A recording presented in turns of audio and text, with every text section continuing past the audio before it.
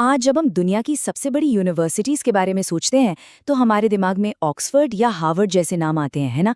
लेकिन ज़रा सोचिए, इनसे भी सदियों पहले भारत में एक ऐसी जगह थी, एक ऐसा विश्वविद्यालय जो न सिर्फ इनसे कहीं ज़्यादा बड़ा था, बल्कि शायद दुनिया का पहला रेजिडेंशियल यूनिवर्सिटी भी था। जी हाँ, हम बात कर रहे हैं नालंदा महाविहार की।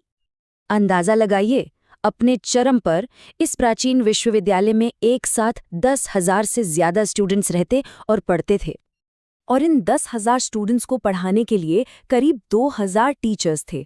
मतलब ये तो अपने आप में एक पूरा शहर था जो सिर्फ और सिर्फ ज्ञान के लिए ही बना था। और ये सब उस जमाने में था जब आज की कई बड़ी बड़ी यूनिवर्सिटीज का तो कोई नामो निशान भी नहीं था। तो चलिए इस शानदार सफर में थोड़ा और अंदर चलते हैं और देखते हैं कि नालंदा अपने शिखर पर आखिर कैसा था। नालंदा की नींव 5वीं सदी में गुप्त साम्राज्य के दौरान रखी गई थी, जिसे भारत का स्वर्ण युग भी कहा जाता है। और यहाँ से लगभग 800 सालों तक ये ज्ञान का एक ऐसा केंद्र बना रहा जिसकी रोशनी पूरी दुनिया में फैली। और देखिए, नालंदा सिर्फ भारत तक ही सीमित नहीं था, ये उस जमाने का एक असली ग्लोबल नॉलेज हब था। सोचिए, कोरिया, जापान, चीन, तिब्बत, इंडोनेशिया, यहाँ तक कि फारस और मंगोलिया जैसे दूर दूर के देशों से भी स्टूडेंट्स यहाँ ज्ञान हासिल करने आते थे। लेकिन यहाँ एडमिशन पाना भाई कोई बच्चों का खेल नहीं था। एंट्रेंस एग्जाम्स बहुत ही मुश्किल होते थे। कुछ रिकॉर्ड्स तो ये भी बताते हैं कि 10 में से मुश्किल से 2 या 3 लोग ही सिलेक्ट हो पाते थे। पर सबसे कमाल की बात जानते हैं क्या है? अगर एक बार आपका एडमिशन हो गया तो उसके बाद सब कुछ मुफ्त था। पढ़ाई, रहना, खाना, कोई फीस नहीं। ये ज्ञान को हर किसी तक पहुंचाने का एक अविश्वसनीय मॉडल था। अच्छा, कई लोगों को ये गलतफहमी होती है कि नालंदा में सिर्फ बौद्ध धर्म की पढ़ाई होती थी। हाँ, बौद्ध दर्शन एक बहुत जरूरी हिस्सा था, लेकिन यहाँ का सिलेबस बहुत बड़ा था। गणित, खगोल विज्ञान, आयुर्वेद, लॉजिक, भाषा विज्ञान, सब कुछ पढ़ाया जाता था। और आपको पता है, महान गणितज्ञ आर्यभट्ट, जिन्होंने दुनिया को शून्य दिया, वो भी कुछ समय के लिए इस यूनिवर्सिटी के हेड रहे थे। लेकिन नालंदा का दिल, उसकी आत्मा पता है कहाँ बसती थी? वो बसती थी उसकी लाइब्रेरी में, जिसका नाम था धर्मगंज। इसका मतलब होता है सत्य का खजाना या ज्ञान का पर्वत। और ये कोई एक छोटी मोटी लाइब्रेरी नहीं थी। नहीं, ये 3 बहुत बड़ी कई मंजिला इमारतों का एक कॉम्प्लेक्स था। रत्नोदधि, रत्नसागर और रत्नरंजक। कहा तो ये भी जाता है कि इनमें से एक बिल्डिंग रत्नसागर 9 मंजिला ऊंची थी। जरा कल्पना कीजिए, इन इमारतों के अंदर लाखों हाथ से लिखी पांडुलिपियां थीं। हजारों सालों से इकट्ठा किया गया ज्ञान। नालंदा लगभग 800 सालों तक ज्ञान का सूरज बनकर चमकता रहा। लेकिन फिर आया 12वीं सदी का अंत, और इतिहास ने एक बहुत ही दर्दनाक, एक बहुत ही विनाशकारी मोड़ लिया। ये वो वक्त था जब मध्य एशिया से तुर्क आक्रमणकारी भारत आ रहे थे। और उन्हीं में से एक था बख्तियार खिलजी, एक तुर्क अफगान सेनापति जो अपनी क्रूरता और महत्वाकांक्षा के लिए जाना जाता था। साल 1193 के आसपास खिलजी ने नालंदा पर हमला कर दिया। ये हमला इतना अचानक था कि वहां मौजूद निहत्थे भिक्षुओं और विद्वानों को संभलने का मौका तक नहीं मिला। उस समय के एक फारसी इतिहासकार मिन्हाज-ए-सिराज लिखते हैं कि वहां हजारों निहत्थे बौद्ध भिक्षुओं को बेरहमी से मार दिया गया था।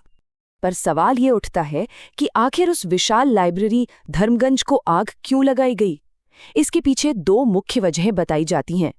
एक लोकप्रिय कहानी ये है कि खिलजी बीमार पड़ा तो नालंदा के एक वैद्य ने उसे कुरान के पन्नों पर एक अदृश्य दवा लगाकर ठीक कर दिया।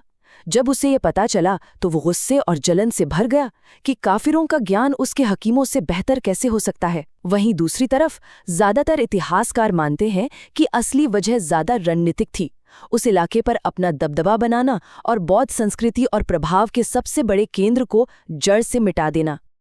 वजह जो भी रही हो, नतीजा बहुत ही भयानक था। कहते हैं कि वो लाइब्रेरी 1-2 दिन नहीं बल्कि महीनों तक जलती रही। नालंदा के ऊपर हफ्तों तक धुएं का एक काला बादल छाया रहा। हजारों साल की मेहनत से इकट्ठा किया गया ज्ञान, सब कुछ हमेशा के लिए राख हो गया। नालंदा एक वीरान खंडहर में बदल गया और लगभग 600 सालों तक दुनिया उसे जैसे भूल ही गई। लेकिन कहानी यहाँ खत्म नहीं होती। राख से दोबारा उठ खड़ा होना शायद नालंदा की नियति में ही लिखा था। सदियों बीत गईं, फिर 19वीं सदी में ब्रिटिश पुरातत्ववेत्ता अलेक्जेंडर कनिंघम ने इन खंडरों को फिर से खोज निकाला।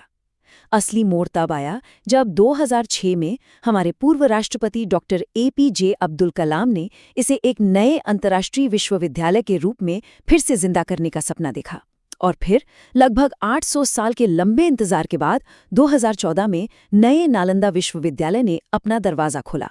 और अभी हाल ही में 2024 में प्रधानमंत्री नरेंद्र मोदी ने इसके नए शानदार कैंपस का औपचारिक उद्घाटन भी किया। और पता है, ये जो नया कैंपस है ये भी अपने आप में एक मिसाल है। इसे नेट ज़ीरो ग्रीन कैंपस बनाया गया है। इसका सीधा सा मतलब है कि ये पर्यावरण पर लगभग कोई बोझ नहीं डालता। पानी को रिसाइकिल किया जाता है और ज़्यादातर बिजली सोलर एनर्जी से आती है। आज का नालंदा पुराने नालंदा की बस एक कॉपी नहीं है। यहाँ अब उन विषयों पर ध्यान दिया जा रहा है जो आज की दुनिया के लिए ज़रूरी हैं, जैसे कि पर्यावरण, इतिहास और अलग-अलग धर्मों और दर्शन के बीच तुलनात्मक अध्ययन। मकसद उस पुरानी भावना को आज के समय में फिर से जिंदा करना है। तो नालंदा की पूरी यात्रा, एक इतना शानदार उदय, फिर वो भयानक पतन और उसके बाद ये प्रेरणा देने वाला पुनर्जन्म, आखिर ये हमें सिखाती क्या है? सबसे पहली और सबसे बड़ी बात तो ये है कि ज्ञान को कभी मिटाया नहीं जा सकता। आप इमारतें गिरा सकते हैं, आप किताबें जला सकते हैं, लेकिन सच को जानने की जो इंसानी इच्छा है उसे आप कभी खत्म नहीं कर सकते। ये हमें याद दिलाती है कि हमारी धरोहरों और ज्ञान के केंद्रों की रक्षा करना और उनका सम्मान करना कितना ज्यादा जरूरी है। और आखिर में ये हमें सोचने पर मजबूर करती है, आज की दुनिया में जो इतनी बटी हुई है, क्या प्राचीन नालंदा की वो भावना जहां अलग अलग संस्कृतियों के लोग सिर्फ ज्ञान की तलाश में एक साथ आते थे और एक दूसरे से सीखते थे, क्या वो भावना आज हमारा मार्गदर्शन कर सकती है? शायद यही वो सबसे जरूरी सवाल है जो नालंदा का पुनर्जन्म हमसे पूछ रहा है।